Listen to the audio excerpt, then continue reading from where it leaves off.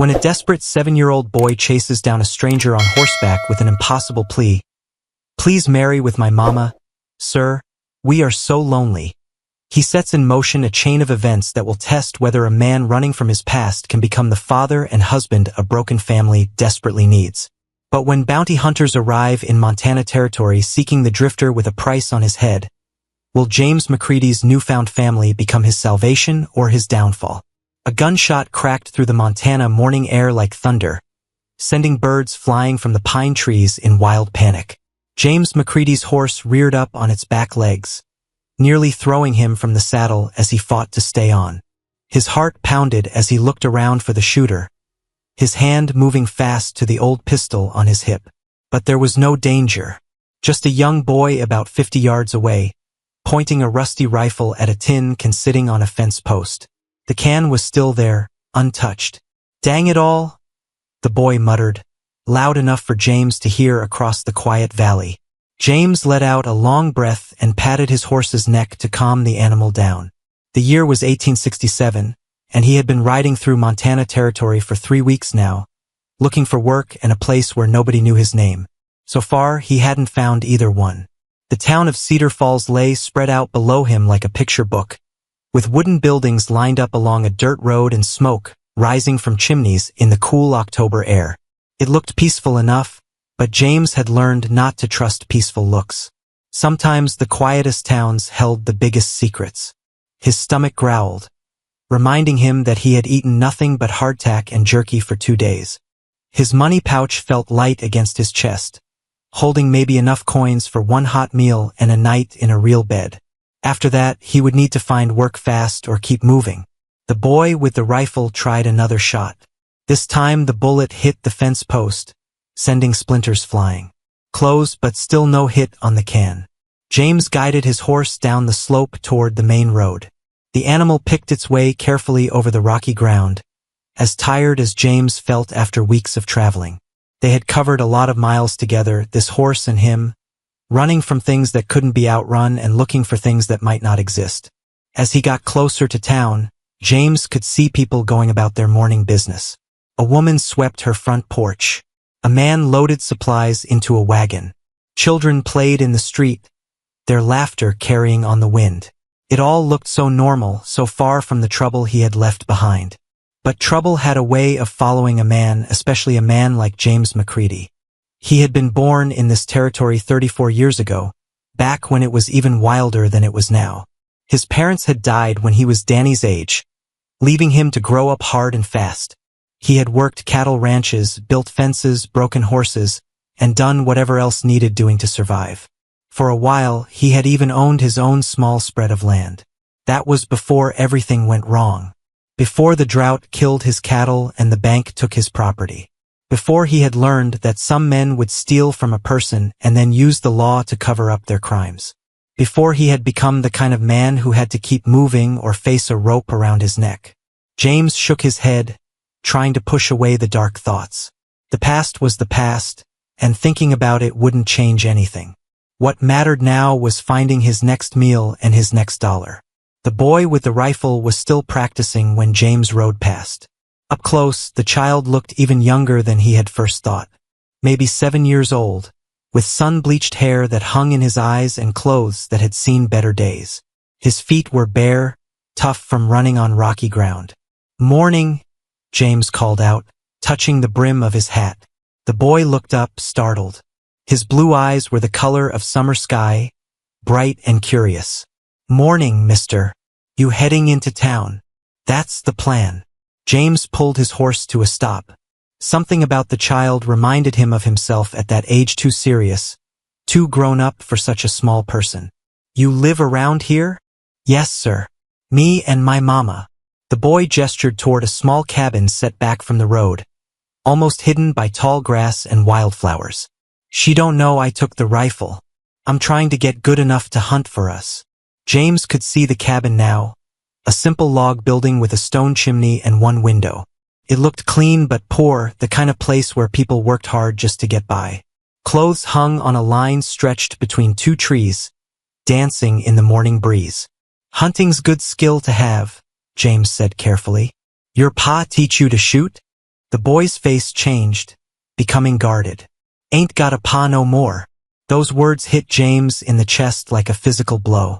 He knew that feeling, that empty space where a father should be. He had carried it his whole life. I'm sorry to hear that, son. The boy shrugged, trying to act like it didn't matter. But James could see the hurt in those young eyes. Mama says we're doing fine on our own. She works real hard. James looked toward the cabin again. Through the single window, he could see movement, a woman's figure moving back and forth, probably doing morning chores. The boy's mother, trying to raise a child alone in a territory where being alone could mean the difference between life and death. Well, you keep practicing with that rifle, James said. But be careful where you point it. A gun's not a toy. Yes, sir. I know that. The boy straightened up, trying to look older than his years. Mama taught me proper. James nodded and started to ride on. But something made him look back. The boy was watching him go, holding the rifle loose in his small hands. There was something in his expression, hope, maybe, or longing. Like he was wishing for something he couldn't quite name. James had seen that look before, in his own reflection when he was young and still believed that someone might come along to make everything better. It was a dangerous look, full of dreams that could break a person's heart. He rode into Cedar Falls thinking about blue eyes and bare feet and the weight of loneliness that could crush even the strongest person. He had learned to carry his own loneliness like a familiar burden, but seeing it in a child made it feel fresh and sharp again. The town was bigger than it had looked from the hill. Maybe 200 people with a general store, a saloon, a church, and several other businesses lined up along the main street.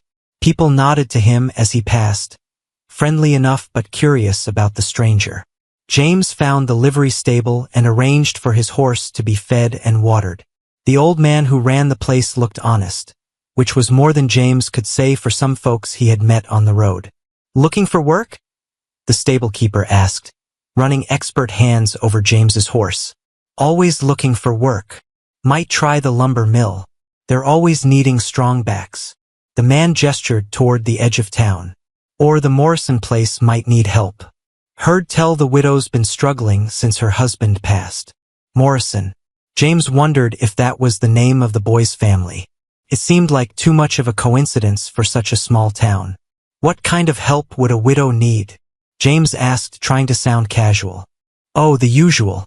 Firewood, repairs, maybe help with the heavy work around the place. The stable keeper lowered his voice. Got a young boy, too. Child's been trying to take on a man's work, but he's just too small. Breaks your heart to see it. James felt something twist in his chest. He had been that boy once, trying to do work too big for his small hands, trying to be the man of the house when he barely understood what that meant. Where's their place? He heard himself ask. About a mile out of town, on the north road. Little log cabin with a red door. The stable keeper gave him a sharp look. You thinking of offering help? Maybe. James pulled his hat down lower over his eyes. A man's got to make a living somehow. But as he walked away from the stable, James knew it wasn't really about making a living.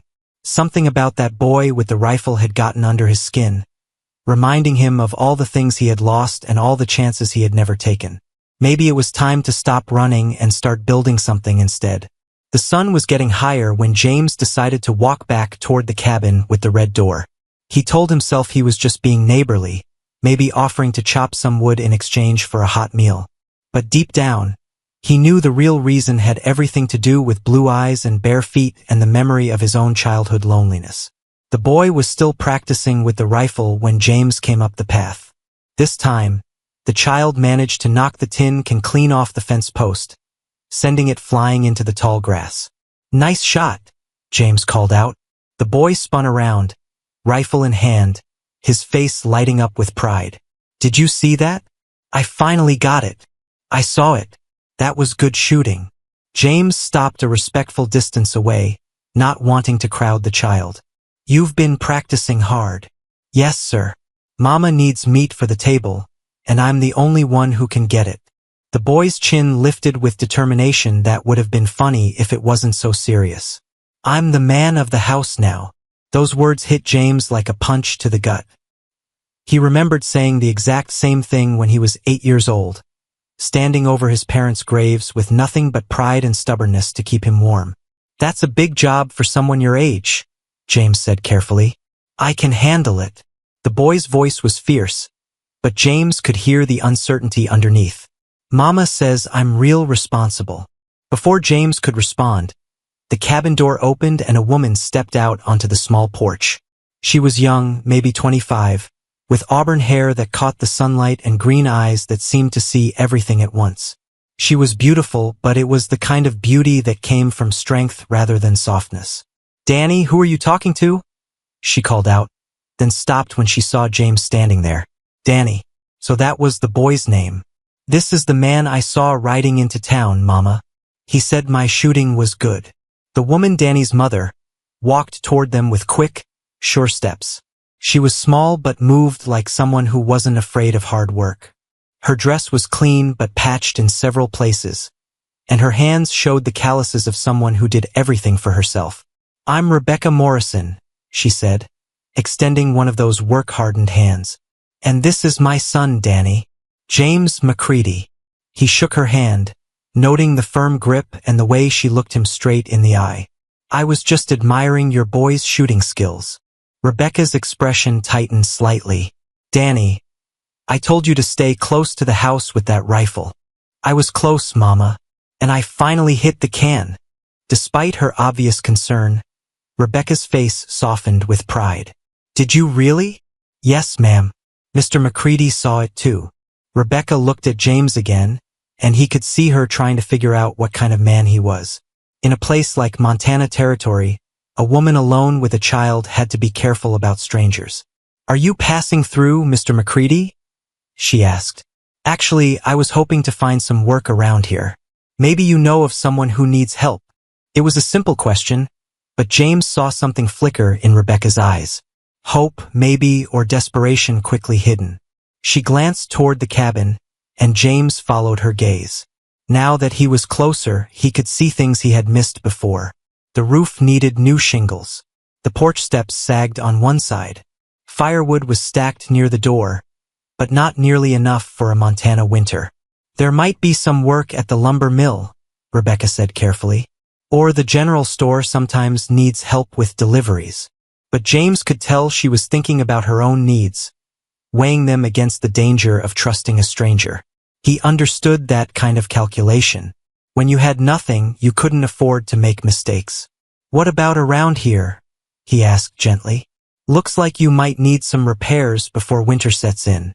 Rebecca's cheeks flushed pink. "We manage just fine on our own, thank you." There was pride in her voice, the same fierce independence he had heard in Danny's words. This family had learned to depend on no one but themselves, and James respected that even as he could see how hard it must be. "I'm sure you do," he said, "but sometimes a person can use an extra pair of hands, especially when winter's coming." Danny looked back and forth between the adults, sensing something important in their conversation. "Mama, maybe Mr. McCready could help us fix the roof. You said it was going to leak again when the snow comes." "Danny," Rebecca said sharply, her embarrassment clear, but James had seen enough. The patched clothes, the thin faces, the way Rebecca's eyes had gone to that woodpile. This was a family hanging on by their fingernails, too proud to ask for help but desperately needing it. "Tell you what," James said, making his voice casual. "I need a place to stay while I look for steady work. Maybe we could work out a trade. I'll help with repairs and chores, and you provide meals and a place to sleep. Just until I get settled." Rebecca stared at him for a long moment, and James could practically see her mind working. She was trying to figure out his angle, what he might want in return. In her experience, men probably didn't offer help without expecting something back. "I don't have much money to pay you," she said finally. "I'm not asking for money, just a fair trade." "Mama, say yes," Danny burst out. "Please? We could use the help, and Mr. McCready seems nice." Rebecca looked at her son, then back at James. Her green eyes were sharp with intelligence and caution, but underneath he could see the weight of trying to do everything alone. "Where would you sleep?" she asked. "Anywhere you think proper. Barn? Shed? even outside if the weather holds. We don't have a barn. Or a shed. James looked around the small property, taking inventory. The cabin was tiny, maybe 2 rooms at most. There was a small chicken coop, a vegetable garden that had been picked clean for winter, and not much else. I could build a small shelter, he offered. Just something to keep the rain off. Danny's eyes went wide with excitement. You could build a whole house if you wanted. Danny, hush, Rebecca said. But there was less sharpness in her voice now. James could see her wavering, torn between need and caution. He decided to tip the scales. Mrs. Morrison, I'll be honest with you. I'm new to this area, and I don't know anyone. A man can get lonely on the road, eating cold beans and sleeping on hard ground.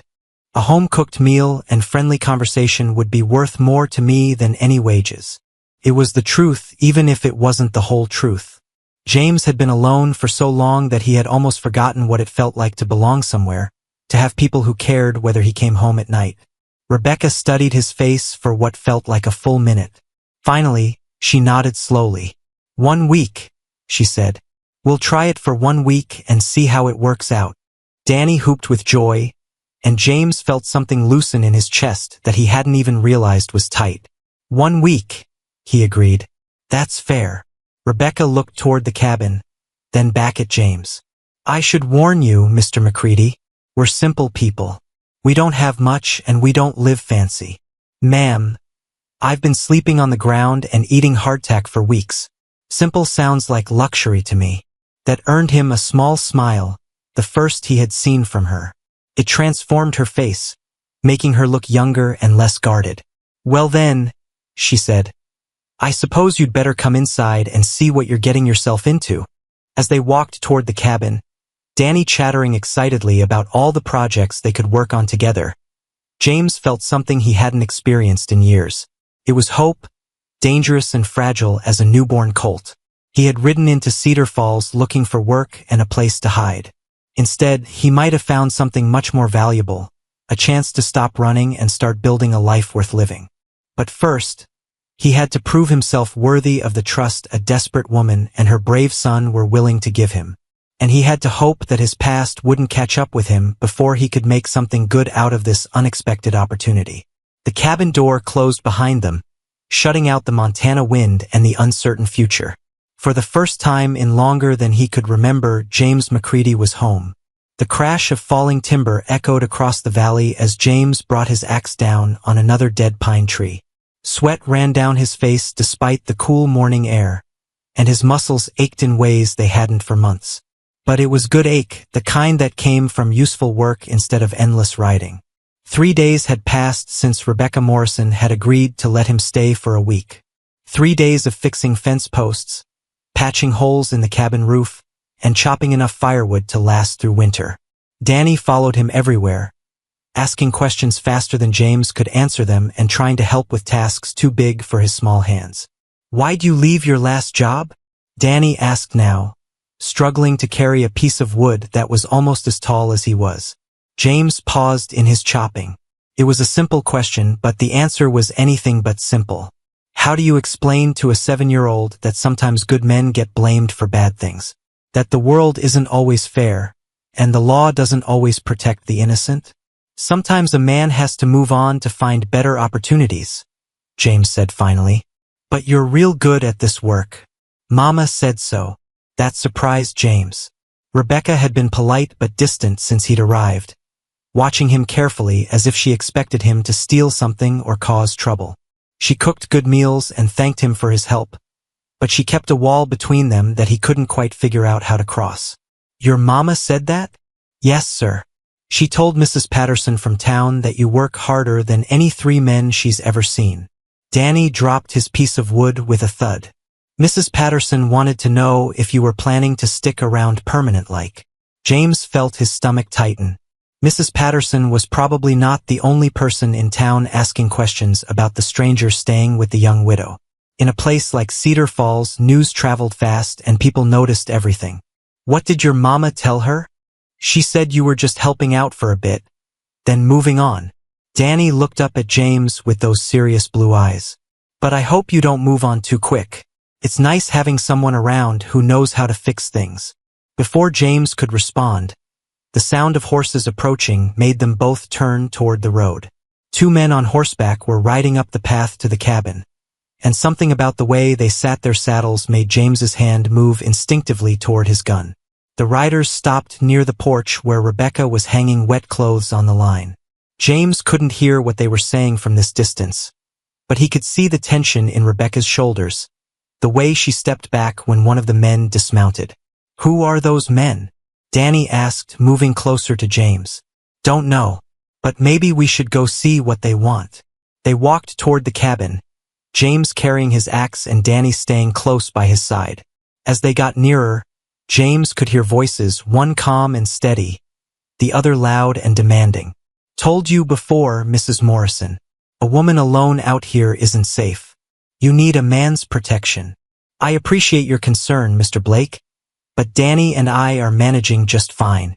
The man who had dismounted was tall and thick around the middle, with the kind of mustache that said he thought highly of himself. His clothes were fancier than most folks in the territory wore, and he had the soft look of someone who didn't do much physical work. "Managing isn't the same as thriving," Blake continued, his voice getting louder. "I've made you a fair offer for this property. More than fair, considering the state it's in. And I've told you the property isn't for sale." James stepped into view, and both men on horseback immediately noticed him. Their eyes went to the axe in his hands, then to his face, as if they were trying to memorize his features. "Afternoon," James said politely, but his voice carried an edge of warning. Blake turned around, his face showing surprise and something that might have been anger. "And who might you be?" "James McCready. I'm helping Mrs. Morrison with some repairs." "Helping?" Blake's tone suggested he thought there might be more to it than that. "How long have you been helping?" Rebecca stepped forward before James could answer. "Mr. Blake, this is private property. If you have business with me, you can state it and leave." But Blake wasn't ready to give up. He looked James up and down like he was sizing up a horse at auction. "You know, McCready, you look familiar. Have we met before?" James felt ice form in his stomach. He had never seen Blake before in his life, but men like Blake often had connections in other towns, other territories. They talked to each other, shared information about drifters and troublemakers. "Don't believe so," James said carefully. Blake's eyes narrowed. "Well, maybe it'll come to me. In the meantime, Mrs. Morrison, my offer stands. Think about your boy's future. This place will never be more than a hardscrabble farm.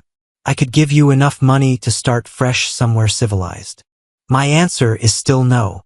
Blake remounted his horse, but he didn't ride away immediately. Instead, he looked down at Rebecca with the kind of smile that wasn't friendly at all. "Winter's coming, Mrs. Morrison. Lots of things can happen during a long Montana winter.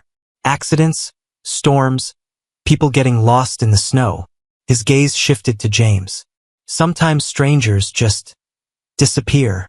The threat was clear, even if the words sounded innocent. James took a step forward, the axe still in his hands. "That sounds almost like a warning, Mr. Blake. Just stating facts, stranger. This is hard country. People who don't belong here tend to find that out the difficult way." With that, Blake and his companion rode away, leaving dust and tension in their wake. James watched until they disappeared around a bend in the road, then turned to Rebecca. "Who was that?" "Thomas Blake. He owns the bank in town and most of the good farmland in the valley." Rebecca's hands were shaking slightly as she went back to hanging clothes. "He's been trying to buy this property since my husband died." "Why?" "There's talk of the railroad coming through this area. If it does, this land could be worth 10 times what he's offering." James looked around the small homestead with new eyes. The cabin might be simple, but the land was good, flat enough for farming, close enough to town for convenience, with a stream running through it for water. If the railroad came through, this could indeed be valuable property. "How long has he been bothering you about selling?" 6 months. Rebecca's voice was quiet, but James could hear the exhaustion in it. At first he was polite about it. Lately he's been more persistent. Danny had been quiet during the whole encounter, But now he spoke up. Mama, why didn't you tell Mr. McCready about the other stuff? Danny, that's enough. What other stuff? James asked. Rebecca shot her son a warning look, but Danny continued anyway. Someone's been coming around at night, looking in our windows, and last week somebody let our chickens out. Mama found them scattered all over the valley. James felt anger building in his chest like a slow fire. You think it was Blake or his men? I don't think anything, Rebecca said firmly. I just know we need to be careful. But James could see the fear in her eyes, carefully hidden but definitely there. She was a woman alone with a child, being pressured by a man with money and power. And now she had a stranger staying with her who might bring his own kind of trouble. Mrs. Morrison, James said carefully, if you want me to leave, I'll understand. I don't want to cause problems for you and Danny. Rebecca looked at him for a long moment, and James could see her weighing options in her mind. Finally, she shook her head. You're not the problem, Mr. McCready. You're the first person who's helped us in months without wanting something in return. She glanced toward the road where Blake had disappeared. Besides, I have a feeling we're going to need all the help we can get. That evening, as they sat around the small table eating Rebecca's cornbread and stew, James made a decision. He had come to Cedar Falls looking for a place to hide from his past. Instead, he had found people who needed protecting.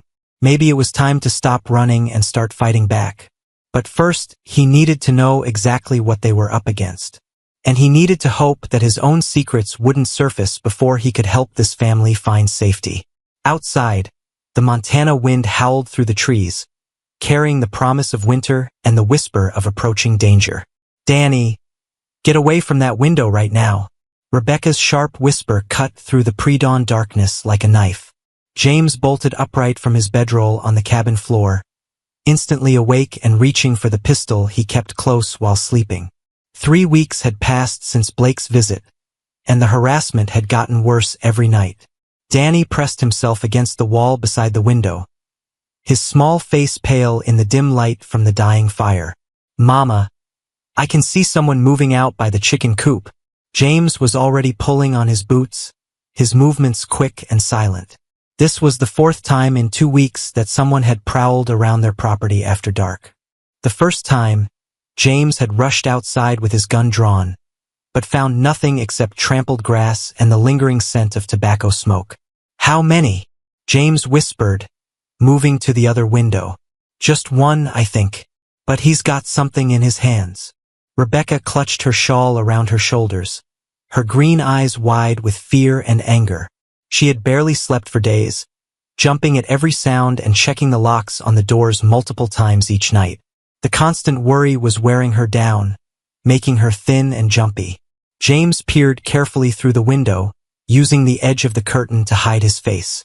Sure enough, a dark figure was moving near the chicken coop, carrying what looked like a torch or lantern.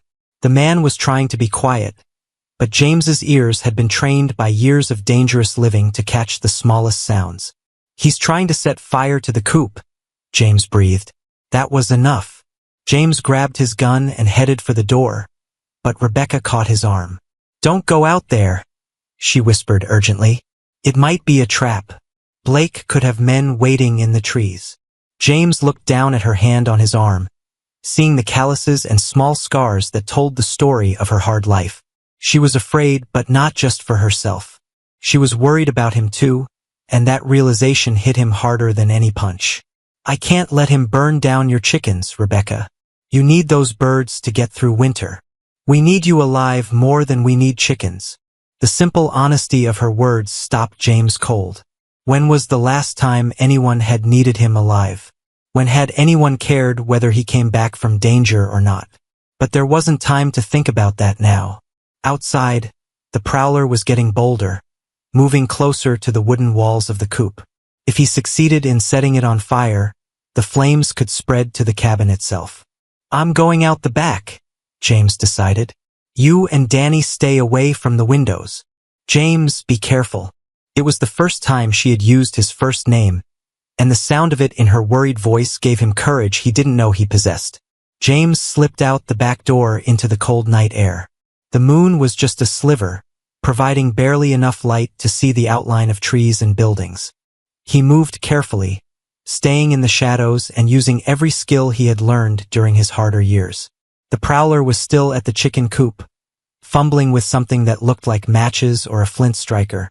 James could smell kerosene now, sharp and dangerous in the clean mountain air. The man had doused the wooden walls with fuel. James crept closer, his bare feet silent on the rocky ground. He was almost close enough to grab the man when a voice called out from the trees. "That's far enough, stranger." James froze. 2 more men stepped out of the forest, both carrying rifles. They had been waiting just like Rebecca feared. This wasn't random harassment, it was a carefully planned attack.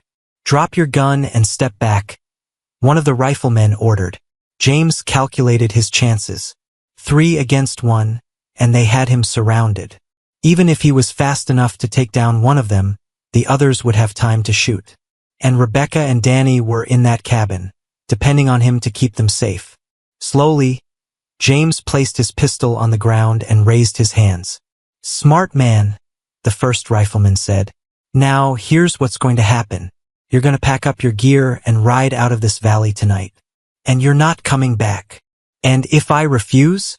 The man by the chicken coop struck a match, holding it close to the kerosene-soaked wood. "Then we burn everything, starting with these birds and working our way up to the cabin." James felt rage build in his chest like molten iron. These men were willing to kill innocent animals and threaten a woman and child just to get their way. It was the kind of cowardly bullying that made him sick. "Blake send you?" James asked, playing for time. "Mr. Blake don't need to send nobody.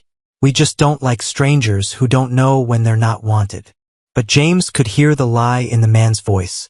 These weren't concerned citizens protecting their town. They were hired thugs, probably paid well to drive him away and terrorize Rebecca into selling her land. "You boys picked the wrong stranger to threaten," James said quietly. Something in his tone made the riflemen hesitate.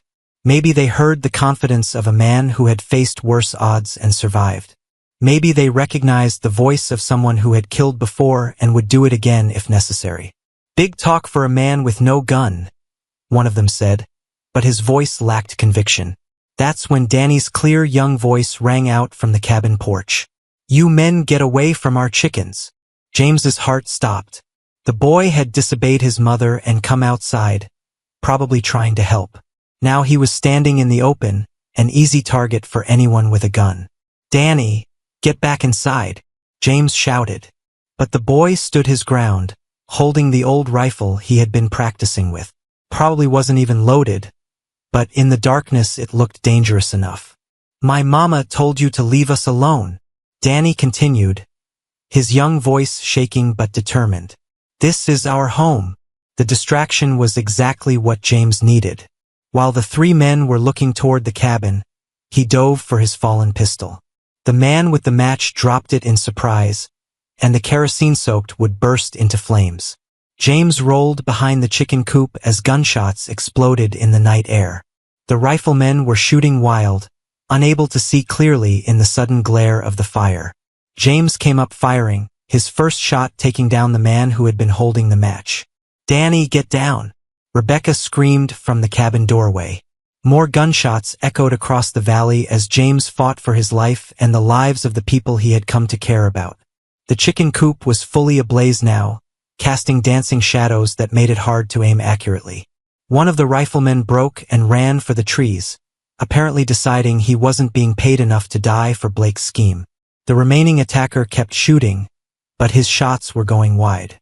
James took careful aim and fired once more. The last gunman spun around and fell, his rifle flying into the grass. Sudden silence fell over the homestead, broken only by the crackling of flames and the panicked squawking of chickens running loose in the yard. James stood slowly, his ears ringing from the gunshots, his heart pounding with leftover fear and anger. "Is everybody okay?" he called out. "We're fine," Rebecca answered, but her voice was shaky. James looked around at the burning chicken coop, the scattered birds, and the 2 men lying motionless in the grass. This had been a fight for survival, but winning it had come at a cost. The flames would be visible for miles, and someone in town would come to investigate. which meant questions, and questions meant trouble for a man with a past like James McCready's. "Rebecca," he called out, "we need to talk. Now." Because James realized that protecting this family was going to require more than just quick reflexes and a steady gun hand.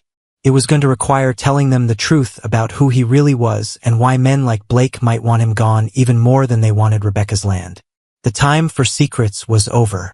The only question now was whether the truth would drive Rebecca and Danny away, or bring them closer together in the face of the danger that was surely coming.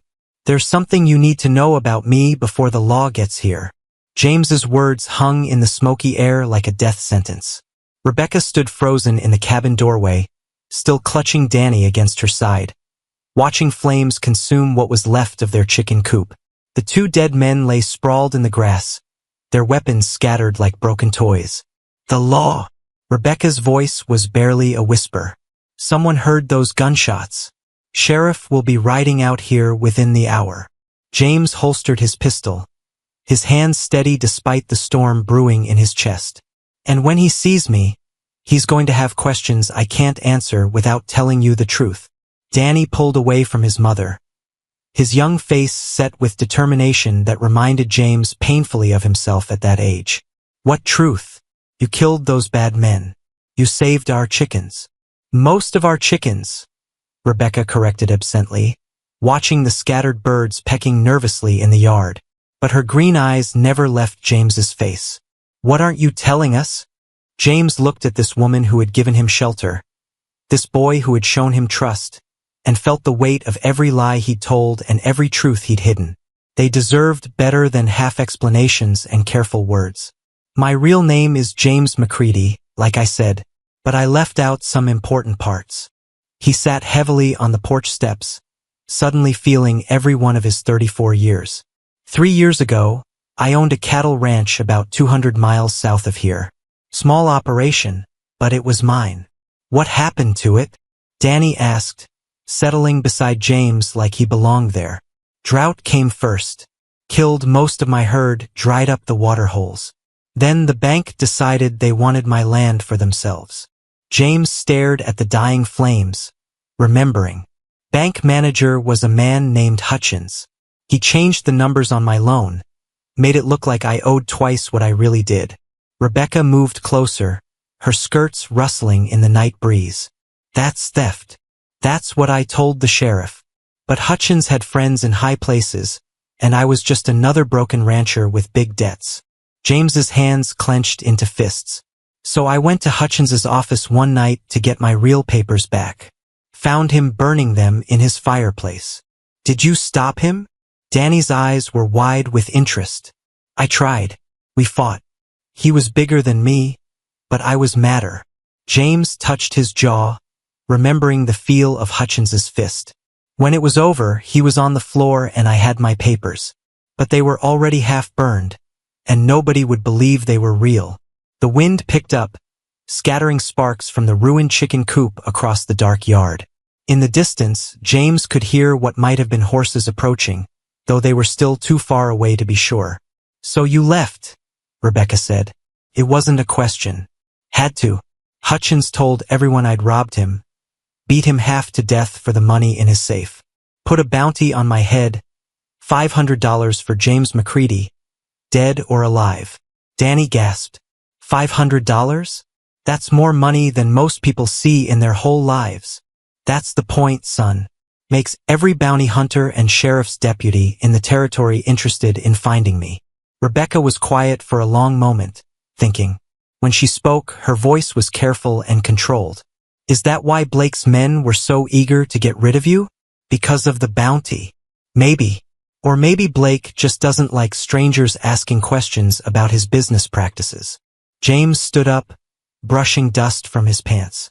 "Either way, when the sheriff gets here and sees 2 dead men and me standing over them, he's going to start wondering if I'm the kind of man who solves problems with violence." "You are," Danny said matter-of-factly. "And that's good, because those men were going to burn down our house." The simple honesty of the boy's words hit James like a physical blow. Here was a child who had seen him kill 2 men, and instead of being afraid, Danny was grateful. What did that say about the kind of life this family had been living? Danny's right, Rebecca said quietly. You saved our lives tonight. That should count for something. Should, yes. But the law doesn't always work the way it should. James looked toward the road, where the sound of approaching horses was getting closer. Rebecca, if they arrest me tonight, I need you to promise me something. What? Take Danny and go stay with someone in town until this mess gets sorted out. Don't come back here alone. Rebecca's chin lifted with the stubborn pride he had come to know so well. This is our home. I'm not running away. Blake's not going to stop because 2 of his hired guns are dead. If anything, this will make him more desperate. James stepped closer, wanting her to understand the danger. A man like that doesn't give up when he wants something. He just finds new ways to get it. Before Rebecca could argue, the sound of horses became unmistakable. 3 riders were coming up the path fast, their mounts' hooves drumming against the hard-packed earth. That'll be Sheriff Morrison and his deputies, Rebecca said, recognizing the rhythm of the horses. Morrison. James looked at her sharply. Related to you? My late husband's brother. He's not exactly friendly toward me these days. That was a complication James hadn't expected. A sheriff who already disliked Rebecca might be inclined to see James as the cause of her troubles rather than the solution. The riders burst into the yard in a cloud of dust and jangling spurs. Sheriff Morrison was a big man with a salt and pepper beard and eyes that missed nothing. His 2 deputies flanked him, hands resting on their gun butts as they took in the scene. Rebecca, what in blazes happened here? Morrison dismounted heavily, his gaze moving from the dead men to the burning chicken coop to James. And who's this? This is James McCready, Rebecca said before James could speak. He's been helping with repairs around the place. Helping with repairs. Morrison's tone suggested he doubted that was all James had been doing. These repairs include killing folks? These men attacked us, Danny burst out. They were trying to burn down our chickens. Mr. McCready saved us. Morrison's eyes softened slightly when he looked at his nephew, but they went hard again when they returned to James. That true, stranger? It's true. 3 men came here tonight planning to burn Mrs. Morrison out. When I interrupted them, they started shooting. 3 men? I only see 2 bodies. 3rd one ran off when the fighting started, headed north toward the hills. One of the deputies had been examining the dead men. Sheriff, this one's got kerosene on his clothes. And there's an empty can by the chicken coop. Morrison walked over to look for himself, his expression thoughtful. When he came back, he studied James with new interest. You're pretty handy with that gun, McCready. Professional handy, I'd say. James felt his stomach drop. Here it came, the questions he couldn't answer without revealing everything. A man learns to defend himself out here. Some men learn better than others. Morrison's hand drifted toward his own weapon. You got a last name I might recognize? The moment of truth had arrived. James could lie, but lies had a way of catching up with a person. He could run, but that would leave Rebecca and Danny unprotected. Or he could tell the truth and hope that saving their lives counted for something. Sheriff, Rebecca said suddenly, before you ask any more questions, there's something you should know about Thomas Blake. Morrison turned to his sister-in-law with surprise. What about Blake? He's been trying to force me to sell this property for months. Tonight wasn't random. It was Blake's men trying to scare me into giving up my land. James watched the sheriff's face change as Rebecca spoke. Maybe Morrison didn't like his late brother's wife, but he clearly didn't like the idea of someone terrorizing her either. The game was about to change in ways James couldn't predict. And for the first time since this whole mess started, he wondered if telling the truth might actually save him instead of destroying him. Thomas Blake sent men to terrorize my family, and you're questioning the man who protected us? Rebecca's voice cut through the night air like a blade, sharp with anger and disbelief. Sheriff Morrison had been circling James like a wolf for 10 minutes, asking questions that danced around the edges of things he clearly suspected but couldn't prove. Rebecca, calm yourself, Morrison said, but his tone lacked conviction. I'm just trying to understand how a drifter happened to be so well armed and ready for trouble. He wasn't ready for trouble, trouble found us. Danny piped up from where he sat on the porch steps. And Mr. McCready didn't start shooting until they started shooting first. James watched the family dynamics play out with growing understanding. Morrison might be sheriff, but he was also the brother of Rebecca's dead husband. There was history here, complicated feelings that went deeper than the law. Danny, go inside, Rebecca said firmly. But Mama, inside, now. The boy obeyed reluctantly, but James noticed he left the door open just a crack. Smart kid, wanting to hear what the adults said when they thought he wasn't listening. Sheriff, James said carefully, your nephew is telling the truth. These men came here planning to burn Mrs. Morrison out. I just happened to be in the right place to stop them. Convenient timing. Morrison's eyes were cold. Almost like you were expecting trouble. I was. Blake's been pressuring Mrs. Morrison for weeks. Tonight he decided to get more serious about it. You got proof Blake was behind this? James gestured toward the dead men.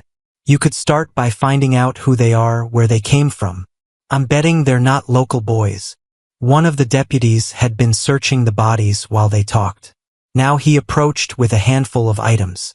Sheriff, this one's got money on him. More than a drifter should have. And look at this. He held up a piece of paper, wrinkled and stained but still readable. Morrison took it and studied it by the light of a torch. What's it say? Rebecca asked. Morrison's face went dark. It's a receipt from the Cattleman's Hotel in town. Paid for by T. Blake. These boys have been staying there for 3 days. The silence that followed was heavy with implications. James felt some of the tension leave his shoulders. Physical evidence connecting Blake to the attack changed everything. So what happens now? Rebecca asked. Now I go have a conversation with Thomas Blake. Morrison folded the receipt carefully and put it in his pocket. But first, I want to know more about you, McCready. There it was again, the suspicion that wouldn't go away. James had hoped the evidence against Blake would be enough to satisfy the sheriff, but Morrison was clearly not ready to let him off the hook that easily. What do you want to know? Where you came from? Why you're here? What a man with your particular skills is doing helping a widow with farm chores. James glanced at Rebecca, who was watching him with those sharp green eyes. She knew he was hiding something, had known it from the beginning. The question was whether she would stand by him when she learned what it was. Sheriff Morrison, Rebecca said suddenly. Whatever Mr. McCready's past might be, he saved our lives tonight. Doesn't that matter more than where he came from? Depends on where he came from. Morrison's hand rested on his gun butt. See, I got a wire last week from a sheriff down in Wyoming territory. He's looking for a man named James McCready. Says this fellow is wanted for robbery and assault. James felt the world tilt sideways. Wyoming territory, that had to be about the bank manager, Hutchins. Somehow word of his troubles had spread faster and farther than he'd thought possible. What did this wire say exactly?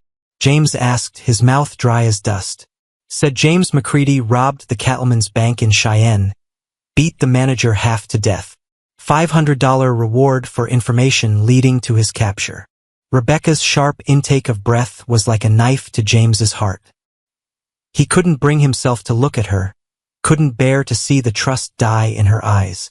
That's not how it happened, he said quietly. Then how did it happen? Morrison demanded. So James told them. Everything, the drought, the changed loan papers, the fight with Hutchins, the fire that had destroyed the evidence of his innocence.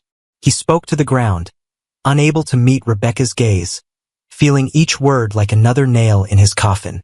When he finished, the silence stretched so long that the crackling of the dying fire seemed loud as thunder. That's quite a story, Morrison said finally. It's the truth. Truth has a way of being hard to prove when all the evidence is burned up. James finally forced himself to look at Rebecca. Her face was pale but thoughtful, and she was staring at him with an expression he couldn't read. Do you believe him? Morrison asked his sister-in-law. Rebecca was quiet for so long that James began to prepare himself for the worst. Then she spoke, her voice steady and sure. Yes, I believe him. Morrison looked surprised. Rebecca, I've watched this man for weeks, David. I've seen how he treats Danny, how he works, how he handles himself. The man who would beat someone for money isn't the same man who spends his evenings teaching a 7-year-old boy how to whittle. James felt something break open in his chest. Hope, gratitude, emotions he'd thought were dead.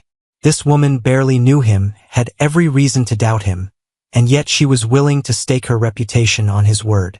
That's all very touching, Morrison said, but it doesn't change the fact that he's wanted by the law for something he didn't do. So he says. So I know. Rebecca stepped closer to James, and he could smell the soap she used, could see the determined set of her jaw. David, this man could have ridden away any time in the past month.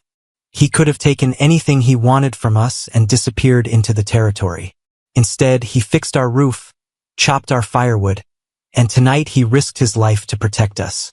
Does that sound like a thief and a violent criminal to you?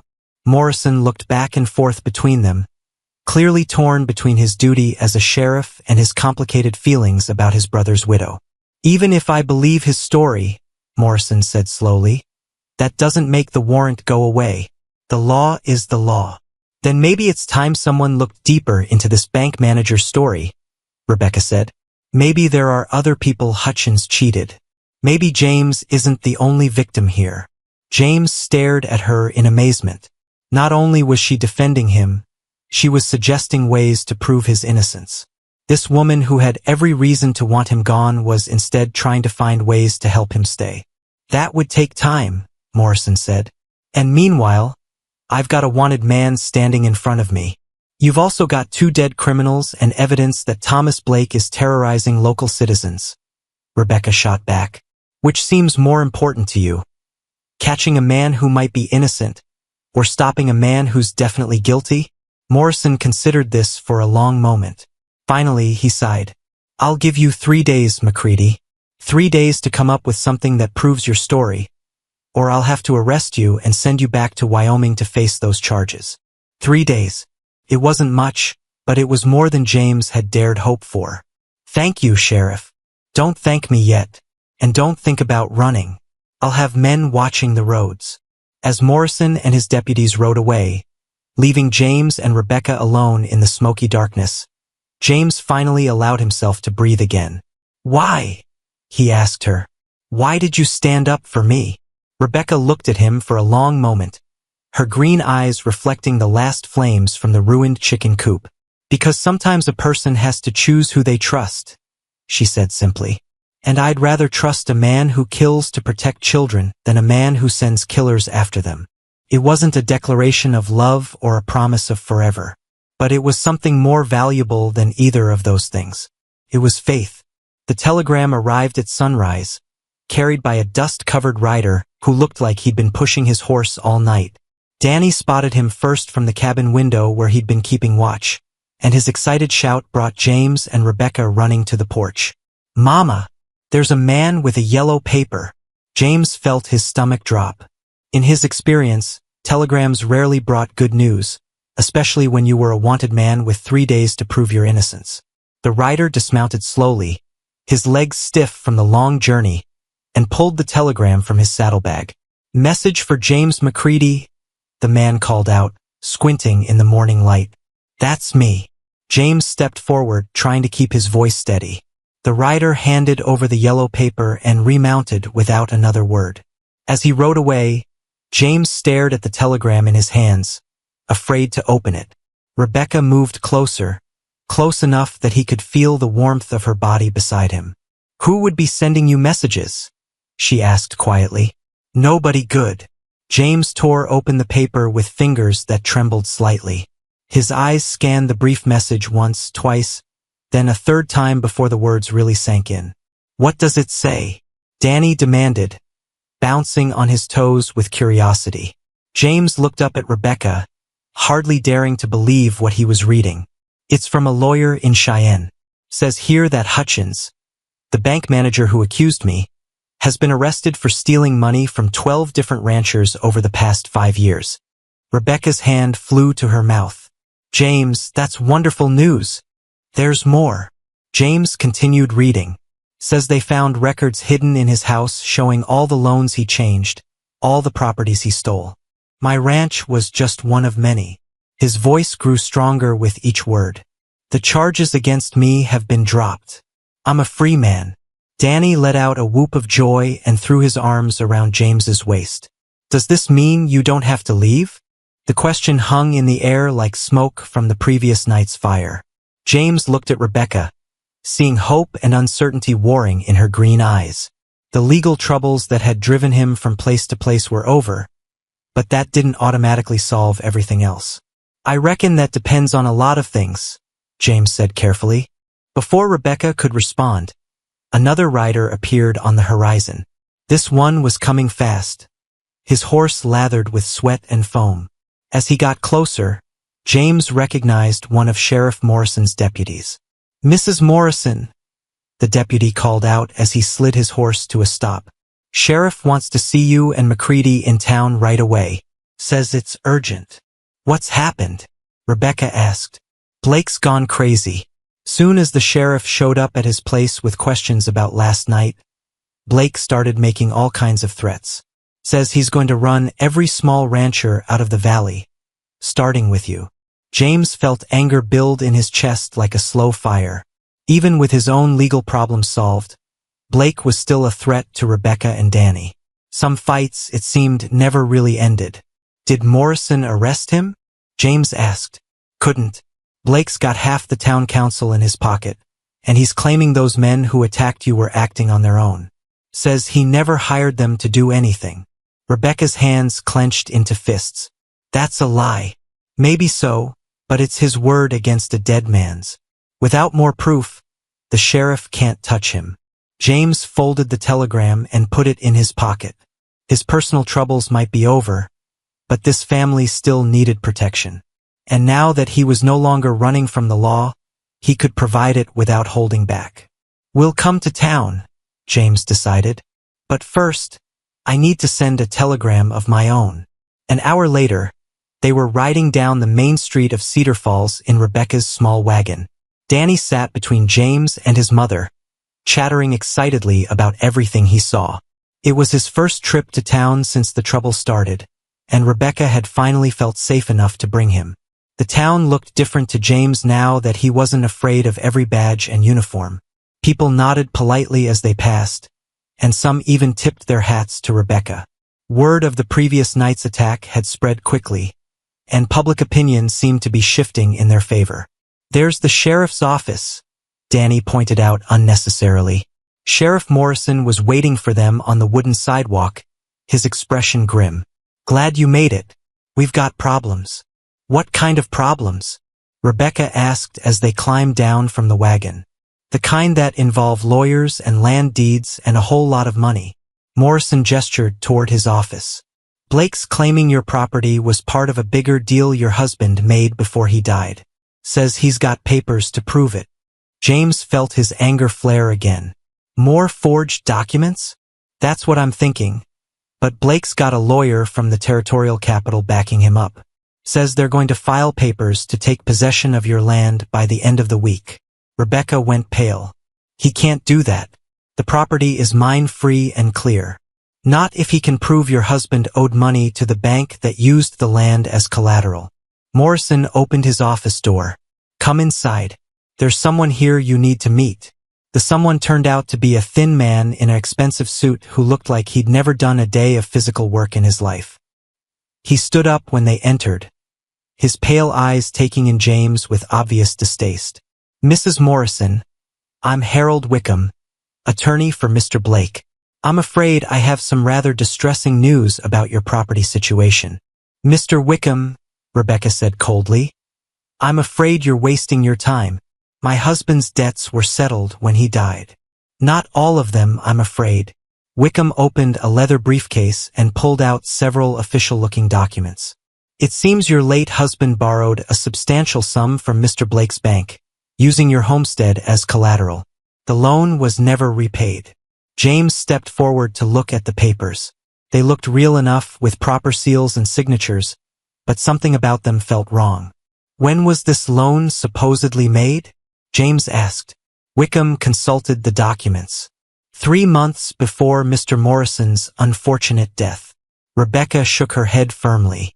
That's impossible. My husband was already sick by then. He couldn't have traveled to town to sign papers. Nevertheless, here is his signature, witnessed by 2 bank employees. James studied the signature more closely.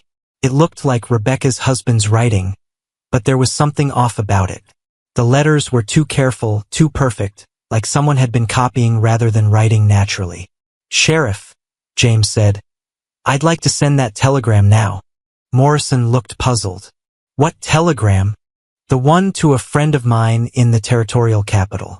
Fellow named Judge Harrison who knows a lot about forged documents and crooked lawyers." Wickham's face went white. "I resent the implication." "I'm not implying anything," James said mildly. "I'm stating a fact. Those papers are fake, and we're going to prove it." "You can't prove anything," Wickham sputtered. "These documents are perfectly legal. Then you won't mind having them examined by an expert." James smiled, but it wasn't a friendly expression. "Judge Harrison has a talent for spotting forgeries. He's caught dozens of them over the years." Rebecca was staring at James with wonder. "You know a territorial judge? We served together in the army back during the Indian Troubles. He went to law school after the war. I went to ranching." James kept his eyes on Wickham, who was looking more nervous by the minute. "Funny thing about Ned Harrison. He really hates it when people try to cheat widows and orphans." Sheriff Morrison was beginning to smile. "Mr. Wickham, I think you'd better head back to your client and tell him this case might be more complicated than he thought." Wickham stuffed the papers back in his briefcase with shaking hands. "This isn't over. Mr. Blake has powerful friends." "So do I," James said quietly. "And mine actually follow the law." After Wickham left, Rebecca turned to James with shining eyes. "How did you know those papers were fake?" "The signature was too perfect. When a man's dying, his handwriting gets shaky. Those letters were steady as a rock." James sat down heavily in one of Morrison's chairs. "Plus, Blake's been trying too hard to get your land. If he already had a legal claim to it, why would he need to terrorize you into selling?" Danny tugged on James's sleeve. "Does this mean the bad man can't take our house?" "Not if I can help it, son." Rebecca was quiet for a long moment, thinking. When she spoke, her voice was soft but determined. "James, when this is all over, what will you do?" It was the question he'd been dreading and hoping for in equal measure. With his legal troubles resolved and Blake's schemes exposed, James had choices again. He could go anywhere, do anything, start fresh where nobody knew his history. But looking at Rebecca's hopeful face and Danny's trusting eyes, James realized he had already made his choice. He'd made it the night he'd stayed to help instead of riding on. He'd made it every morning when he woke up in this cabin that had become more of a home than anywhere he'd ever lived. "Well," he said slowly, "I was thinking this valley could use another ranch. Maybe a small spread where a man could raise cattle and a family could grow up safe." Rebecca's smile was brighter than the Montana sunshine streaming through the office windows. "I think that sounds like a wonderful idea," she said. And for the first time in 3 years, James McCready began to believe that tomorrow might actually be better than today. "Riders coming fast from the north." Danny's urgent shout from the cabin roof sent James diving for his rifle. 2 days had passed since Wickham's humiliating retreat, and James had been expecting Blake to try something desperate. The approaching thunder of hoofbeats suggested that time had arrived. James scrambled up the ladder to join Danny on the roof, where the boy had been keeping watch like a young soldier. Through the crisp morning air, James could see a cloud of dust rising from the main road. At least 6 horses, maybe more, riding hard toward the homestead. "Get down from there," James ordered. "Find your mother and tell her to load the shotgun." "But I can see better from up here." "Danny, now." The boy obeyed reluctantly, sliding down the ladder with the agility of someone who'd been climbing trees and buildings his whole life. James stayed on the roof, using the height to study the approaching riders. They were still too far away to identify, but something about the way they rode suggested this wasn't a friendly visit. James climbed down and found Rebecca already checking the shotgun, her face pale but determined. She had changed over the past weeks, becoming harder and more confident. The frightened widow was still there, but she was buried under layers of steel and determination. "How many?" she asked without looking up from the weapon. 6, maybe 7. Could be Blake's men, could be bounty hunters who haven't heard the news yet. Or it could be Sheriff Morrison with help, Rebecca pointed out. Could be, but I'm not taking chances. James checked his own weapons, making sure everything was loaded and ready. If shooting starts, you and Danny get behind the stove. It's the thickest cover in the house. The riders were close enough now that James could make out individual figures. They weren't wearing badges, and they were spread out in a formation that suggested they expected trouble. Definitely not a friendly visit. "Rebecca," James said quietly, "if something happens to me, nothing's going to happen to you." Her voice was fierce with determination. "We've come too far to give up now." James looked at this woman who had become more precious to him than his own life, and felt his heart break a little.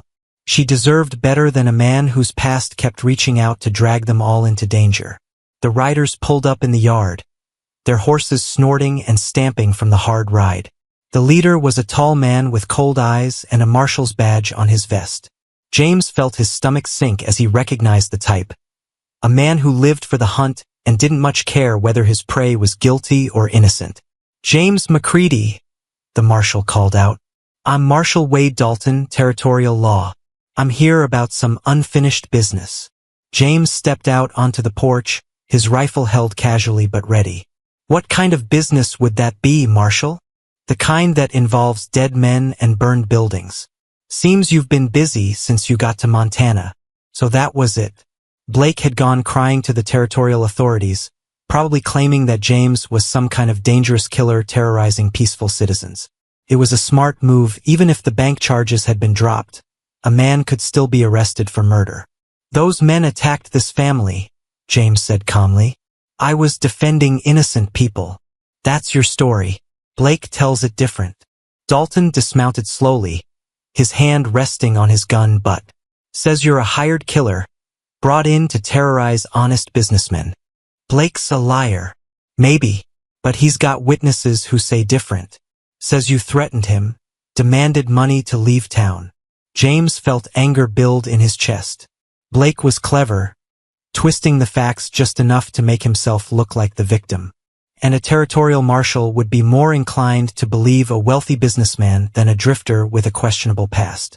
"Marshal," Rebecca said, stepping out onto the porch beside James. "Thomas Blake has been trying to steal our property for months. The men who died here were arsonists and would-be murderers." Dalton's eyes shifted to Rebecca, taking in her obvious devotion to James. "Mrs. Morrison, you might be a bit too close to this situation to see it clearly. I see it just fine. I see a good man who protected my family from criminals. Good men don't usually have $500 bounties on their heads." "That bounty was dropped 2 days ago," James said. "Telegram came from the territorial capital clearing me of all charges." Dalton's expression didn't change. "Funny thing about telegrams. Sometimes they get lost, sometimes they're fake. I haven't received any word about charges being dropped." James felt the trap closing around him. Blake had probably paid Dalton to ignore any exonerating evidence, to arrest James no matter what. Money talked loud in the territories, especially to lawmen who weren't too particular about justice. "You want to see the telegram?" James offered. "I want to see you in custody pending a full investigation." Dalton's hand moved closer to his weapon. "Now drop that rifle and come along peaceful-like. And if I refuse? Then we do this the hard way." The 6 men behind Dalton all had their hands on their guns now. James calculated odds rapidly and didn't like what he came up with. He might be able to take down 2 or 3 of them, but the rest would kill him and probably Rebecca and Danny too. "James, don't," Rebecca whispered urgently. "We'll find another way." But James could see the truth in Dalton's cold eyes. This wasn't about justice or law. This was about money and power, and men like Blake always found ways to get what they wanted. "Marshal," a new voice called out from the road. "I believe you're making a mistake." Everyone turned to see Sheriff Morrison riding up with 3 of his deputies, their badges glinting in the morning sun. Behind them came an elegant carriage that looked completely out of place in the rough Montana landscape. Dalton's face darkened. "Morrison, this is territorial business. You don't have jurisdiction here." "Actually, I do. This property is in my county, and any arrests made here fall under my authority." Morrison dismounted calmly, his hand also resting on his weapon. "Unless you've got a warrant signed by a territorial judge? I don't need a warrant to arrest a known killer." "You do if he's not actually a killer." The carriage door opened, and a distinguished man in an expensive suit stepped out. James felt his heart leap as he recognized the face of his old army friend. "Judge Harrison," James called out. "Hello, James. Sorry I'm late. Had to stop and review some very interesting documents." Judge Harrison walked toward the group with the calm confidence of a man who held real power. "Marshal Dalton, I believe you received my telegram this morning clearing Mr. McCready of all charges?" Dalton's jaw worked furiously. "I didn't receive any telegram. Strange. I sent it to every law enforcement office in the territory." Harrison smiled pleasantly. Perhaps there was a problem with the telegraph lines. These things happen. James could see Dalton's men shifting nervously. Facing down a drifter was one thing. Going up against a territorial judge was something else entirely. "Even if the bank charges were dropped," Dalton said desperately, "there's still the matter of the men he killed here. Self-defense, clearly documented by Sheriff Morrison's investigation." Harrison pulled out an official-looking document. "I've also been reviewing some rather fascinating evidence about Mr. Blake's business practices. Forgery, intimidation, conspiracy to commit arson. Quite an impressive list of crimes." Rebecca squeezed James's arm, and he could feel her relief flowing through her touch. They weren't out of danger yet, but the tide was definitely turning. "Judge," Dalton said carefully, "Blake's got powerful friends. You might want to consider—" "Marshal Dalton," Harrison's voice went cold as winter wind, "are you suggesting I should ignore criminal evidence because the criminal has political connections?" "No, sir. I just meant. I know exactly what you meant. And I'm telling you that justice in this territory doesn't depend on how much money a man has or who he knows." Harrison's eyes swept over Dalton's men. "Now, I suggest you and your associates head back to wherever Blake is hiding and tell him that his reign of terror is over." Dalton looked like he wanted to argue, but facing down a territorial judge with Sheriff Morrison backing him up was more than he wanted to risk. Slowly, reluctantly, he remounted his horse. "This isn't over," he said to James. "Yes, it is," Harrison replied firmly. "Unless you'd like to join Blake in a territorial prison." As Dalton and his men rode away, James felt years of tension finally leaving his shoulders. The threats, the running, the constant fear of looking over his shoulder, it was finally over. "Ned," James said to his old friend, "I can't thank you enough. Don't thank me yet. We still have to put Blake away for good." Harrison's expression turned serious. "But first, I believe you have some personal business to attend to." James looked at Rebecca, seeing tears of relief in her green eyes. Danny had emerged from the cabin and was running toward them, his young face bright with joy and excitement. "Does this mean we're safe now?" the boy asked breathlessly. "Yes, son," James said, pulling Danny close. "We're safe." And for the first time since he'd arrived in Cedar Falls, James truly believed it. The courthouse steps were slippery with morning frost as Rebecca clutched Danny's hand and followed James toward the tall wooden doors.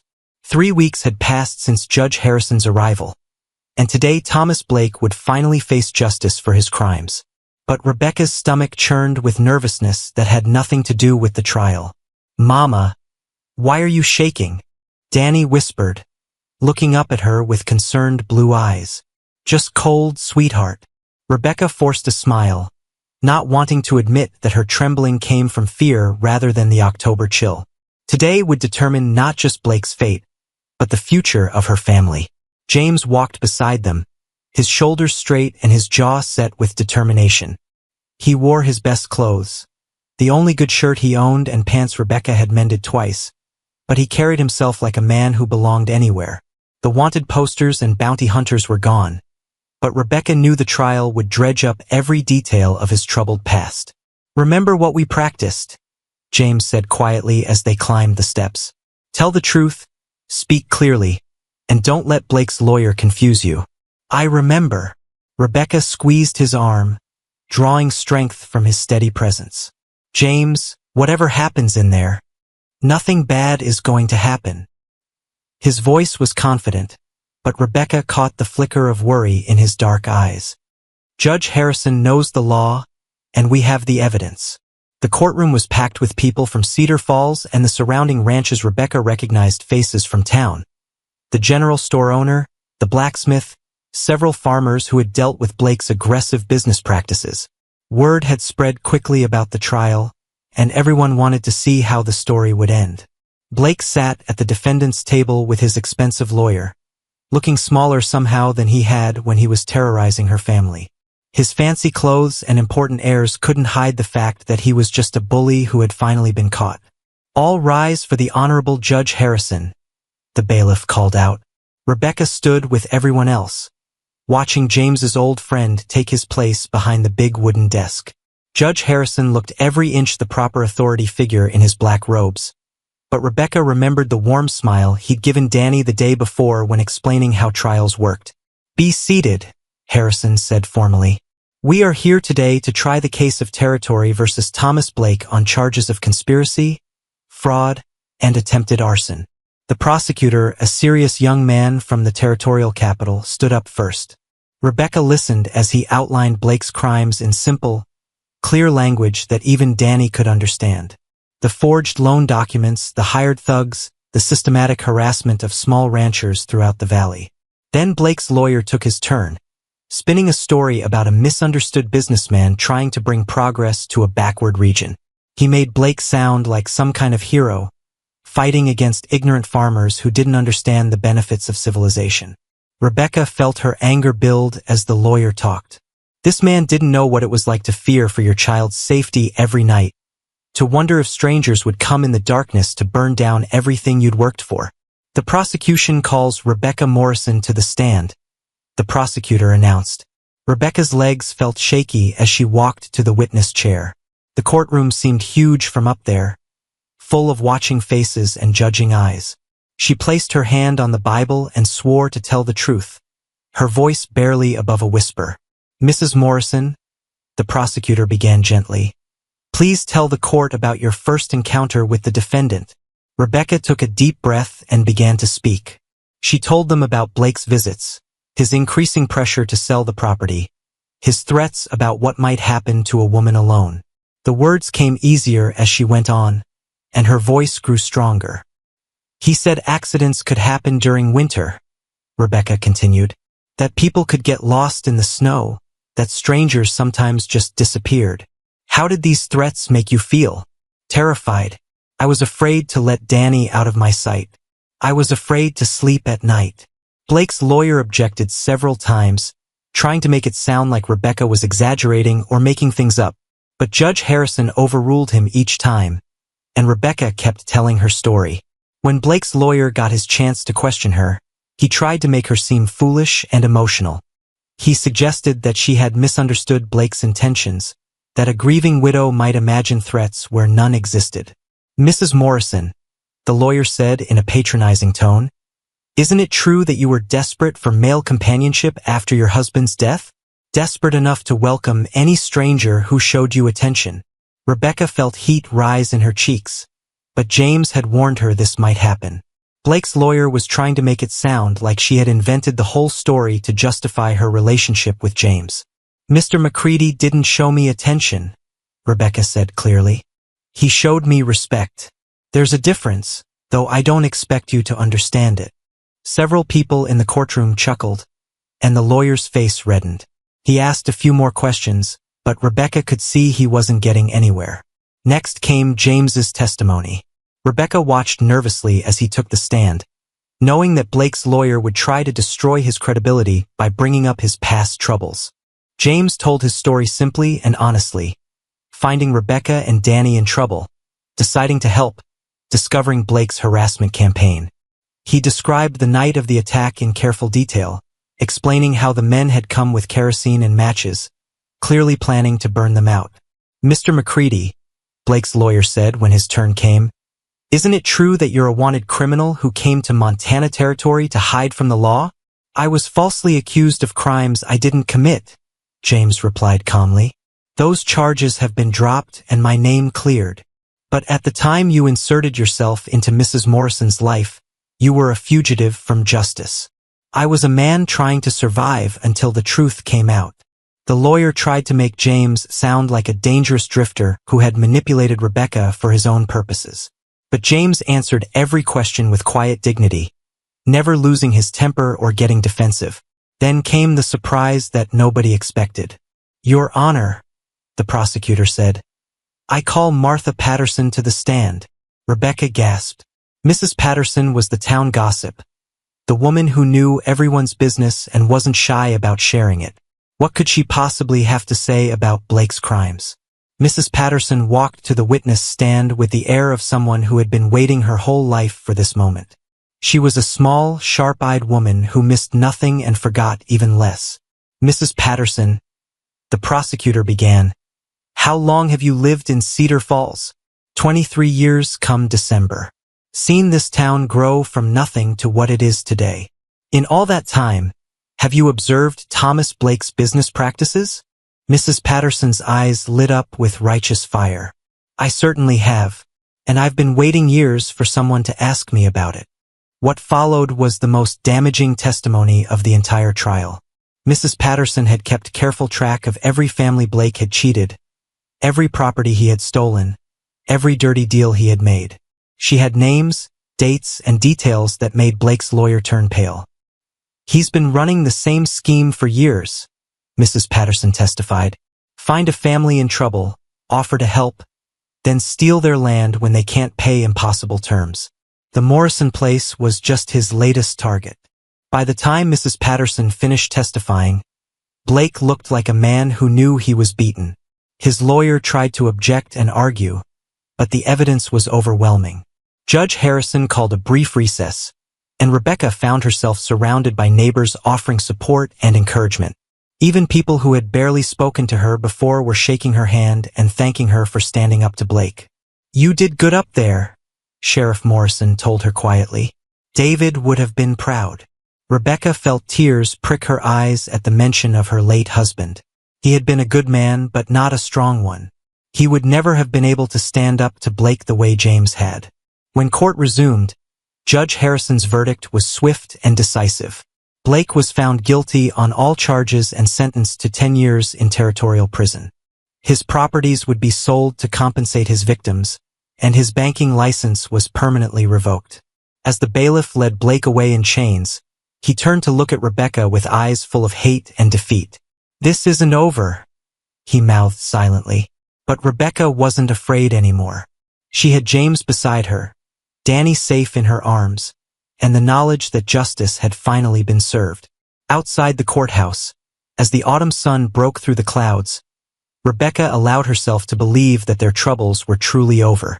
They had faced down a powerful enemy and won. They had stood together as a family and emerged stronger. The future stretched ahead of them like an open road, full of possibilities they were finally free to explore. Spring sunshine streamed through the new windows of the expanded cabin as Rebecca put the finishing touches on Danny's birthday cake. 8 years old today, and the boy had grown so much over the winter that his clothes barely fit anymore. She could hear him outside, laughing as James taught him to break in the new foal they'd bought with money from their first successful cattle sale. "Mama, come see." Danny's excited voice carried through the open door. "Lightning is letting me brush him." Rebecca wiped flour from her hands and stepped onto the porch, where a sight that would have seemed impossible just a year ago greeted her eyes. James stood in the corral, one hand steadying a beautiful young horse while Danny carefully groomed its coat. Man and boy worked together with the easy partnership that had developed between them over the long winter months. "He's beautiful," Rebecca called out, and she wasn't just talking about the horse. James looked up and grinned, his face relaxed in a way she'd never seen during those first dangerous weeks. The constant tension was gone from his shoulders. The watchful wariness no longer shadowed his eyes. He looked like a man who had finally come home. "Danny's got a real touch with horses," James said proudly. "Give him a few more years, and he'll be the best horseman in the territory." "A few more years?" Danny protested. "I'm ready now." Both adults laughed, and the sound carried across the valley like music. Their small ranch was thriving, with 30 head of cattle, 2 horses, and plans for expansion that would take them well into the future. The railroad had indeed come through the valley, just as Blake had predicted, and property values had tripled overnight. "Rebecca," James said, wiping sweat from his forehead, "could you come out here a minute? There's something I want to show you." Curious, Rebecca walked to the corral fence. James tied the horse to a post and reached into his pocket, pulling out something small that glinted in the afternoon sunlight. "I rode into town yesterday while you were visiting Mrs. Patterson," James said, his voice suddenly serious. "Had some business to take care of." Rebecca's heart began to beat faster as she recognized the small velvet box in his hands. They had talked around the subject of marriage for months, but somehow the right moment had never seemed to come. "James," she whispered. "I know we've been taking things slow," James continued, dropping to one knee right there in the dust of the corral. "I know you've got every reason to be careful about trusting another man with your heart and Danny's future." Danny had stopped brushing the horse and was watching with wide eyes, clearly understanding that something important was happening. "But Rebecca Morrison," James said, opening the box to reveal a simple gold band, "I love you more than I ever thought possible. I love Danny like he was my own son. I want to spend the rest of my life making sure you both know how precious you are." Rebecca felt tears start down her cheeks as James's voice grew stronger with emotion. "I can't promise we'll never face trouble again, but I can promise I'll never leave you to face it alone. Will you marry me?" The question hung in the warm spring air like a prayer. Rebecca looked down at this man who had risked everything to protect her family, who had worked beside her through the hardest winter of her life, who had shown her what love looked like when it was real and honest and strong. "Yes," she whispered, then louder, "Yes, James McCready, I'll marry you." Danny let out a whoop of joy and vaulted over the fence to throw his arms around both of them. "Does this mean James will really be my papa now?"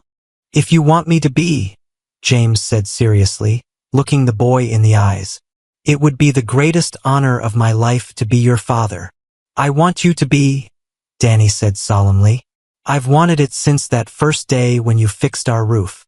As James slipped the ring onto Rebecca's finger, she marveled at how much their lives had changed. A year ago, she had been a frightened widow, struggling to survive and protect her son from men who wanted to destroy them. Now she was surrounded by love and safety, part of a family that had been forged in hardship and tested by fire. "When?" she asked, admiring the way the simple band caught the light. "Soon as you want." Judge Harrison said he'd be honored to perform the ceremony. "Tomorrow," Rebecca said impulsively, then laughed at James's surprised expression. "I've waited long enough for happiness. I don't want to wait any longer." That evening, as they sat on the porch watching the sun set over their valley, Rebecca reflected on the strange turns that had brought them together. If Danny hadn't been brave enough to approach a stranger with his desperate plea, if James hadn't been good enough to stay and help, if she hadn't been strong enough to trust him when everything seemed hopeless, "What are you thinking about?" James asked, settling beside her on the porch swing he'd built during the long winter evenings. "About how lucky we are." "Lucky?" James chuckled. "I seem to remember some pretty unlucky times." "No," Rebecca said firmly. "Even the bad times were lucky because they brought us here. They made us strong enough to appreciate what we have." Danny had fallen asleep against James's shoulder, worn out by the excitement of the day. James shifted carefully to make the boy more comfortable, and Rebecca's heart swelled with love for both of them. "You know what Danny asked me yesterday?" James said quietly. "What?" "He asked if we could have more children. Said he'd like some brothers and sisters." Rebecca felt warmth spread through her chest. "And what did you tell him?" "I told him that was up to his mama." but that I'd like nothing better than to fill this house with children and love and laughter. Rebecca leaned against James's free shoulder, breathing in the scent of his skin and the promise of their future together. I think that sounds like a wonderful plan. Above them, the first stars were appearing in the darkening sky. Somewhere in the distance, a night bird called to its mate, and the sound was answered from across the valley. Everything felt peaceful and right, as if the world itself was blessing their happiness. James, Rebecca said softly, do you ever regret it? Staying here instead of moving on? Never. His voice was firm with conviction. This is where I belong. With you and Danny, building something good and lasting. Even though it wasn't what you planned when you rode into Cedar Falls? James was quiet for a moment, considering. Maybe the best things in life are the ones we never planned for. Maybe sometimes we have to lose everything we thought we wanted before we can find what we actually needed. Rebecca thought about that as they sat in comfortable silence, surrounded by the sounds of their valley settling into night.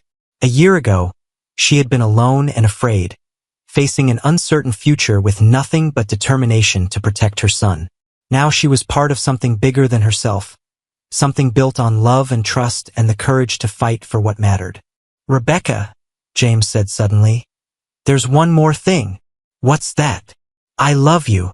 Simple words, but they carried the weight of everything they had been through together. All the fear and danger, all the hope and healing, all the small daily choices that had brought them to this moment. I love you too, she whispered back. And in the growing darkness of the Montana evening, with their son sleeping peacefully between them and their future spreading out like a promise, Rebecca Morrison and James McCready sat on their porch and planned the life they would build together. It wasn't the life either of them had expected when they were young and thought they knew how the world worked. But it was better than anything they had dared to dream, because it was real and honest and earned through courage and sacrifice. Tomorrow they would be married. Tomorrow they would officially become the family they had been building one day at a time since a desperate little boy had chased down a stranger with an impossible request. And tomorrow would be the first day of the rest of their lives together.